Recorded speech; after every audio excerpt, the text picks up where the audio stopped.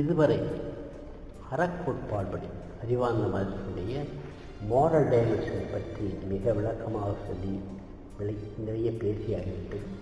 இப்பொழுது அடுத்தாற்போல் emotional dimension பற்றி சொல்ல வேண்டும். இது முதல் சொன்னதனுடைய தொடக்கமாக கூட தொடர்ச்சி என்று கூட கருது கொள்ளலாம். ஏனென்றால் அறமும் அன்பும் இவைதான் ஒவ்வொரு குடும்பத்தினுடைய அடித்தளம். ஒரு செல் என்பது உயிர் துளி, அதே போல ஒரு குடும்பம் என்பதுதான் ஒரு நாகரிக வாழ்க்கையினுடைய துளி, ஃபண்டமெண்டல் யூனிட். இந்த குடும்பம் எப்படி துவங்கிறது?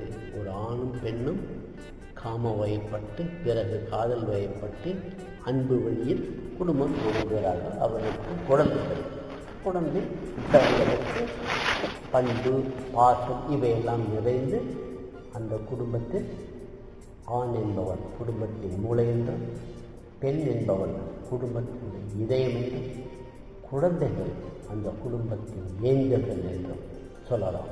அவ்வளவு சிறப்பும் எல்லோரும் சேர்ந்து ஒரு குடும்பம் நன்றாக நடைபெற்று கொண்டிருக்கிறது. அப்படிப்பட்ட குடும்பம் நாளுக்கு நாள் மேம்பட்டு குடும்பம் ஒரு பல்கலைக்கழகமாகிவிட்டது. அங்கு துவங்கக்கூடிய அன்பு, பண்பு, காதல், நட்பு இவைகளெல்லாம் பள்ளிக்கு செல்லும். பிறகு பள்ளியிலிருந்து ஊருக்கு செல்லும், ஊர் தாண்டி சமுதாயத்துக்கு செல்லும். சமுதாயத்துக்கு போகும்போது இது கருணை என்றும் பரிவு என்றும் வெவ்வேறு பேர் பெறுகிறது. இதனுடைய அடுத்த எல்லை தான் மொழிப்பற்று, சமுதாயப்பற்று, நாட்டுப்பற்று. இன்னும் தாண்டி செய்தால் உலகளாவிய மனிதநேயப்பற்று. இன்னும் தாண்டி செய்தால் உலகளாவிய உயிர்கள் பற்று.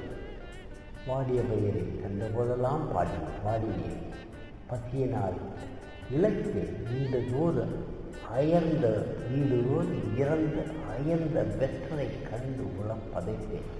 இது ராமலிங்க பாட்டை கவனிக்கும் போது தெரியும். வாடிய பெயரை கொண்டு போதெல்லாம் பாடுகிறார். அதே போல ஒரு காலகட்டத்தில் உங்களுக்கு அத்தனை உயிர்களும், அது மாடாயிருந்தாலும் சரி, ஆடாயிருந்தாலும் சரி, அல்லது காடாக அது ஆடினாலும் சரி, மாடாக இருந்தாலும் சரி, புல்லாக இருந்தாலும் சரி, மரமாக இருந்தாலும் சரி, ஒவ்வொன்று நீளை நீங்கள் பரிவோடு நடந்து கொள்ளுங்கள், பரிவோடு காப்பாற்றுங்கள். இது உலகளாவிய அன்பு, உலகளாவிய உயிர்கள் மீது உள்ள அன்பு. அப்படி ஒரு நிலைக்கு வந்துவிட்டால் நீங்கள் மிக மேம்பட்ட மனிதராக பரிணாமித்துக் கொண்டிருக்கிறீர்கள் என்ற அர்த்தம். இது ஒரு பக்கம். இன்னொரு பக்கம், இது எல்லாம் நல்லவென்று சொல்லியிருக்கிறேன். இது தவிர சில சமயங்கள் எப்படிப்பட்ட நல்ல மனிதர்களுக்கு துன்பம், துயரம், ஏமாற்றம், மனக்குடைச்சல், துயரம், தோல்வி எத்தனையோ வரலாம். எல்லோரும் எல்லா சமயமும் முறை வழியே நடந்து விடுகிறது. தவறு செய்வது உண்டு, தப்பு செய்வது உண்டு, பாவம் செய்வது உண்டு. எல்லாம் மனிதர்களுடைய இயல்பு. இப்பொழுது இவைகளுக்கெல்லாம் என்ன விடுது என்றால், எனக்கு தெரிந்த சில தந்திரங்கள், சில உபாயங்கள் சொல்கிறேன். உங்களுக்கு மனதுக்குள் பல குழப்பங்கள், ஏமாற்றங்கள், துயரங்கள்லாம் தோன்றும் பொழுது மிக எளிய வழி, ஒரு தனியான இடத்துக்கு செல்லுங்கள். கையில் பேப்பரையும் பேனாவும் எடுத்துக்கொள்ளுங்கள். உங்கள் மனதில் வருவது எல்லாம் அங்கே கொட்டுங்கள். முறையாகலாம் எழுத வேண்டாம். என்னென்ன சிந்தனை வருகிறதோ, கோபமாக, ஆத்திரமாக, ஆங்காரமாக, காமத்தோடு, காதலோடு, மோசமான ஆசையோடு, நல்ல ஆசை, என்னென்ன அதெல்லாம் வருகிறது அத்தனையும் போட்டது கொட்டி முடித்த பிறகு அதை மூடி வைத்துவிட்டு வெளியே செல்லுங்கள். ஒரு 15 நிமிஷம் 20 நிமிஷம் தனிமையாக எல்லாம் மறந்து வெளி உலகத்தை பாருங்கள். தனிமையில் நடங்க, அமைதியாக நடங்க. சிலர் திரும்பி வந்து அந்த பேப்பரை படித்து பாருங்கள். என்னென்ன சிந்தனைகள் உங்களை திணற வைத்தன, மூச்சடைக்க வைத்தன என்று பார்த்தீர்கள் என்று இப்பொழுது திரும்பி பார்த்தால் உங்களுக்கு அதனுடைய ஒவ்வொன்றாக தெரியும். அவற்றை வரிசைப்படுத்தி இப்பொழுது எழுதுங்கள். மிக மோசமானது, மிக அர்ஜென்டான அவசரமாக நடவடிக்கை எடுக்க வேண்டியது மிக முக்கியமானது என்று வரிசையாக எழுதுங்கள். இது மிக ஆபத்தானது, மிக கவனமாக இருக்க வேண்டியது சில இருக்கும். அவையிலெல்லாம் போடுங்கள். பிறகு அதற்கு அடுத்த பாட்டு. பிறகு போக போக தெரியும் சில சின்ன விஷயங்கள், சின்ன நூற்கண்டு இத்தனை நான் சிக்கி தவித்திருக்கிறேன் என்பதும் தெரியும். அவைகளையும் எழுதும். அப்படி எழுதி முடித்த பிறகு மறுபடியும் அவற்றை மூடி வைத்துவிட்டு இன்னும் கொஞ்ச நேரம் வெளியே நடங்க. முடிந்தால் உங்களுக்கு பழக்கப்பட்ட கோயிலுக்கோ மாட்டுக்கோ அல்லது சர்ச்சுக்கோ செல்லுங்கள். இதை நான் மிகவும் வலியுறுத்தி சொல்கிறேன். ஏனென்றால் இந்த சர்ச்சோ மார்க்கோ கோவிலோ ஒரு பெரிய கட்டிடம், எத்தனையோ கலைகள், எத்தனையோ அற்புதங்கள் உள்ள ஒரு மாமணி மண்டபம். அங்கே இறைவன் இருக்கிறான் என்ற நம்பிக்கையை பல மனிதர்கள் வருகிறார்கள் என்றால் அங்கே நல்ல சிந்தனை தான் தெரிந்து. அங்கே இதற்கு நேர் மாறாக நீங்கள் ஒரு பெரிய ஆஸ்பத்திரி போய் பாருங்கள், அல்லது ஒரு பெரிய சிறைச்சாலை சென்று பாருங்கள். அங்கே கயவர்களும் திருடர்களும் இருப்பார்கள். அங்கே நுழைந்து விட்டு வெளியே போது உங்களுக்கு மன விருப்பு வரும், வேதனை வரும், ஒரு அழுக்கை இடித்து போன்ற ஒரு உணர்வு. அதே சமயம் ஒரு கோவிலுக்கு சென்றிருந்தால் அங்கே பரந்த பெரிய மாமணி மண்டபத்தில் நடக்கும்போதே பெரும்பாலும் உங்களுடைய மனதில் இருக்கக்கூடிய குழப்பங்கள் தாமாகவே விளைகின்றன. பதிலமும் வழி பல நல்ல மனிதர்கள் இருப்பீர்கள். அவர்கள் நல்ல மனிதர்களோ கெட்ட மனிதர்களோ, ஆனால் கோவில் களத்திலாவது அவர்கள் நல்ல சிந்தனையோடு தான் இருப்பார்கள். நல்ல சிந்தனையை அவர்கள் முழுவனான நல்ல கருத்துக்களை அவர்கள் போகிற போக்கில் சொல்லிவிடுவார்கள். இவையெல்லாம் சேர்ந்துதான் கோயில் புனிதமான ஒரு இடமாகும். கோவில் என்றால் அது கோவிலாக இருக்கலாம், சர்ச்சாக இருக்கலாம், மாற்றாக இருக்கலாம். அங்கே நல்ல சிந்தனைகள் தெரிந்திருக்கும். ஏனென்றால் நல்ல மனிதர்கள் நல்ல சிந்தனையோடு அது வருகிறார்கள்.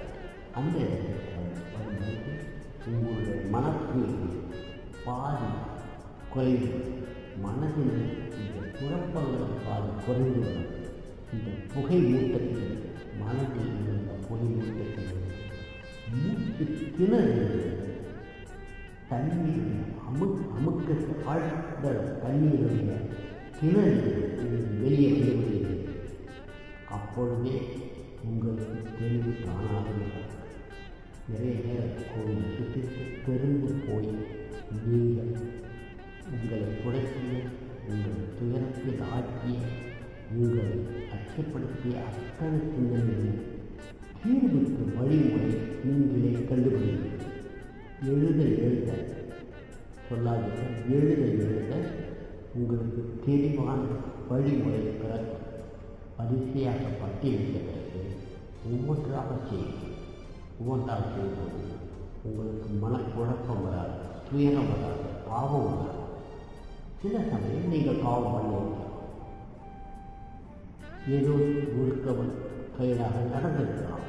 அப்பொழுது நீங்கள் செய்ய வேண்டிய காரியம் என்றால், இது தவறு நடந்திருக்கிறது, இனி இத்தகைய தவறுகளை நான் பார்த்துக் கொள்வேன் என்று நீங்கள் உறுதி இருக்கிறீர்கள்.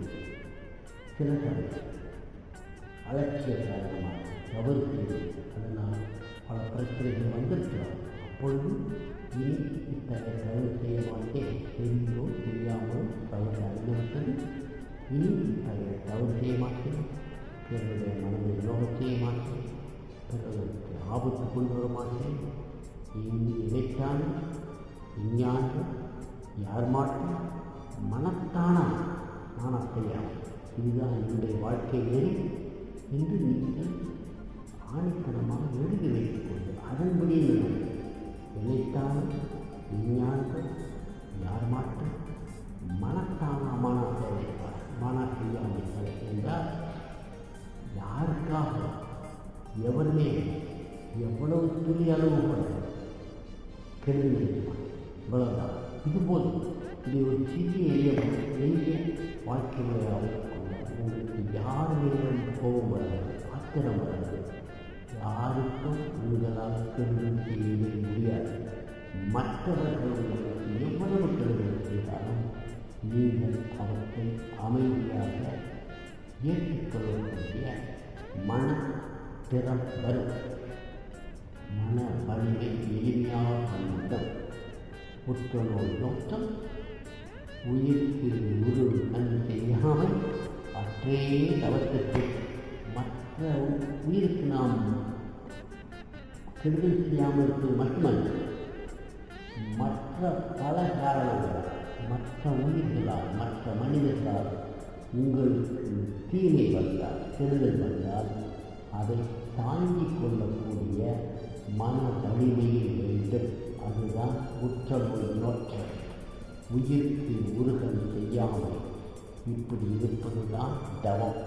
இப்படி இருப்பவர்கள்தான் வாழ்க்கையில் மேம்பட்ட சிறந்த மனிதர்களுக்கு எடுத்துக்காட்டு. அத்தகைய மனிதர்கள் நிறைய பேரை நான் பார்த்திருக்கிறேன். அவர்களை போன்றவே நீங்களும் பார்க்கிறீர்கள், நானும் பார்க்கிறேன். தொடர்ந்து முயல்வோம். இப்படி படையிட்டால்